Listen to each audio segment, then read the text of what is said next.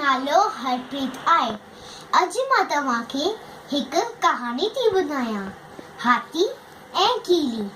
हिकु पुराणे ज़माने जी ॻाल्हि आहे। हिकु ॾींहुं हिकु हाथीअ जो पेर हिकु कीली मथां अची वियो। भॻवान जी कुदरत, कीली हिकु तमामु नंढे खॾड़े में हुंजी करे बची वई। कीली हाथीअ खे रॾ फाड़े चयो, मूं आ मारिया, हेॾो साड़ो थी वियो आहीं, ॾिसी नथो वञी, जेकॾहिं मां मरी पवां हा त मुंहिंजे प्यार बचनि खे केरु संभाले हा। हाथी कावड़ जी केस चयो, आहीं त तेरी जेतिरी, ऐं हली आई मूंखे सेखारणु।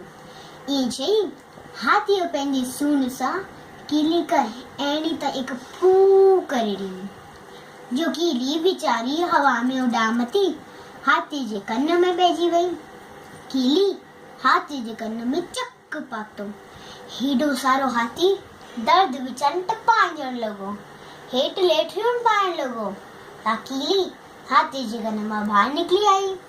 हाथी की धमकी ॾिनी, चई, ॾिठो तमाशो, मां तेरे जेतिरी कीली फौजेरे पर्वत खे कीअं लिटाए छॾियो।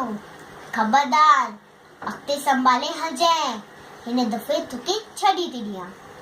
वॾा ॻाल्हि करंदा आहिनि त हुन ॾींहं खां पोइ हाथीअ खे कीली खां एतिरो डपु थींदो आहे जो ॾींहुं राति पंहिंजे कन बिंजरे वांगुरु हेॾा हुॾारो ॾींदो आहे।